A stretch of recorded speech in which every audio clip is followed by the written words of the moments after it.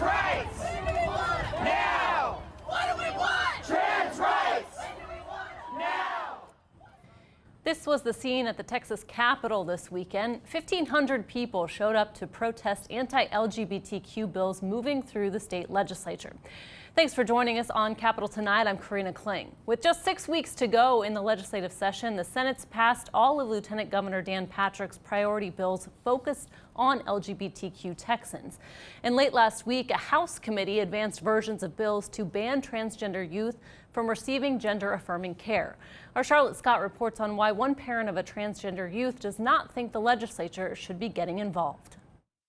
Protect trans kids! Protect trans kids! It's a message that some Texans want lawmakers to hear, especially Sherry Brodell, who has a trans son. She requested that he not be shown or named for privacy and safety reasons. I'm here to stand up for what's right and that all Texans deserve to have equal rights and access to health care. Transgender children might choose to temporarily suppress puberty through the use of prescription medication. According to studies done by the University of Texas at Austin, puberty blockers can have positive and negative effects. They can decrease thoughts of suicide in adulthood, improve psychological functioning, and better someone's social life. At the same time, puberty blockers can slow down a child's growth. Who's Capitol?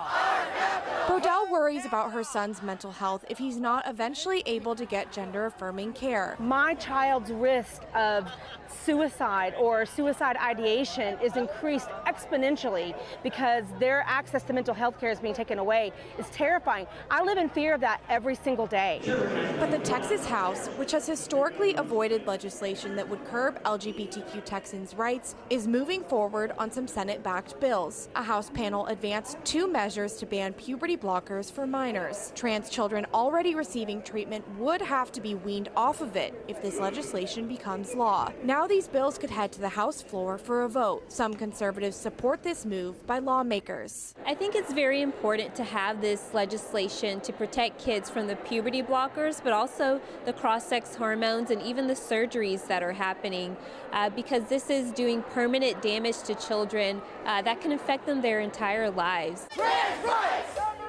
Now! Still, Brodell thinks the decision to use puberty blockers should be made with a doctor. Her son is not ready for the treatment yet, but when he is, Brodell wants the option. We are willing to do whatever it takes to make sure he has the support that he needs to have a happy, healthy childhood.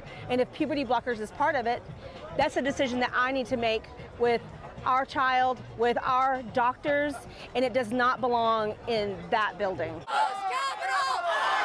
For Capitol Tonight, I'm Charlotte Scott. Charlotte, thank you. And while those anti-LGBTQ bills are moving forward, there has been bipartisan movement to repeal the state's unlawful sodomy ban. A House committee unanimously passed a bill this month that would repeal Texas's unconstitutional and unenforceable law criminalizing gay sex. The U.S. Supreme Court ruled the ban unconstitutional 20 years ago, but lawmakers have not removed the law from the books. Texas Democrats have tried to repeal it every session since, with no luck. But support has been growing slowly, with Republican U.S. Senator Ted Cruz backing the effort last summer. With me now to discuss this further is the author of the bill, Representative Venton Jones of Dallas. Good to see you. Thank you for having me. Yeah, thanks for coming in. This bill has cleared one hurdle, voted out of committee. I mean, what's your reaction to the unanimous support for this bill, but also the road it faces in the House and in the Senate? Absolutely. Well, I think that it's very clear that there's movement on this bill, but we know from the history of this bill that this bill still have a long way to go. And so we're continuing to work each and every day to get this bill through the legislative process. We're now waiting to be able to hear this bill on the House floor.